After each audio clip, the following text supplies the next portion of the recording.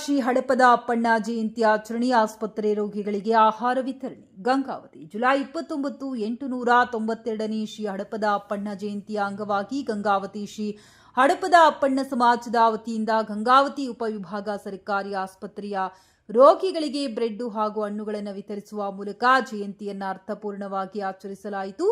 ಕಾರ್ಯಕ್ರಮವನ್ನು ಉದ್ದೇಶಿಸಿ ಮಾತನಾಡಿದ ಸಮಾಜದ ಗೌರವಾಧ್ಯಕ್ಷ ಹನುಮಂತಪ್ಪ ಸರಿಗಮ, ಶ್ರೀ ಹಡಪದ ಅಪ್ಪಣ್ಣ ಅವರು ಸಮಾಜದಲ್ಲಿ ಸಮಾನತೆ, ಶ್ರಮದ ಮಹತ್ವ ಹಾಗೂ ಮಾನವೀಯ ಮೌಲ್ಯಗಳನ್ನು ಸಾರಿದ ಮಹಾನ್ ಸಂತರು. ಅವರ ಆದರ್ಶಗಳನ್ನು ಯುವ ಜನತೆ ಜೀವನದಲ್ಲಿ ಅಳವಡಿಸಿಕೊಳ್ಳಬೇಕು. ಸಮಾಜದ ಏಳಿಗೆಗಾಗಿ ಎಲ್ಲರೂ ಒಗ್ಗಟ್ಟಿನಿಂದ ಕಾರ್ಯನಿರ್ವಹಿಸಬೇಕೆಂದು ಹೇಳಿದರು.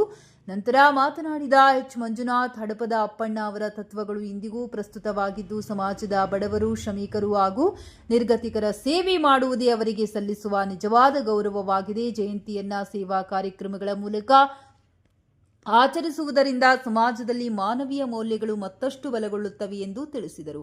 ಕಾರ್ಯಕ್ರಮದಲ್ಲಿ ಗಂಗಾವತಿ ತಾಲೂಕು ಅಧ್ಯಕ್ಷ ನಿರುಪಾದಿ ಕೆಸರಟ್ಟಿ, ಶಿವಣ್ಣ, ಕಾರ್ಯದರ್ಶಿ ನೀಲಕಮಲ್, ಉಪಾಧ್ಯಕ್ಷ ಭೀಮನಗೌಡ, ಯುವ ಘಟಕದ ಅಧ್ಯಕ್ಷ ವಿಕ್ರಮ್ ಪಾಟೀಲ್, ಶರಣಬಸವ, ಶರಣು ಡಿಸ್ಕೋ, ಕಲ್ಲೇಶ್, ಕಳಕಪ್ಪ, ಕೊಟ್ರೇಶ್, ರುದ್ರೇಶ್, ಶರಣಬಸವನಗೌಡ, ಚಂದ್ರಶೇಖರ್, ಎಚ್ ಸುರೇಶ್, ಕನಕಗಿರಿ ಸೇರಿದಂತೆ ಸಮಾಜದ ಮುಖಂಡರು, ಪದಾಧಿಕಾರಿಗಳು ಹಾಗೂ ಸದಸ್ಯರು ಉಪಸ್ಥಿತರಿದ್ದರು.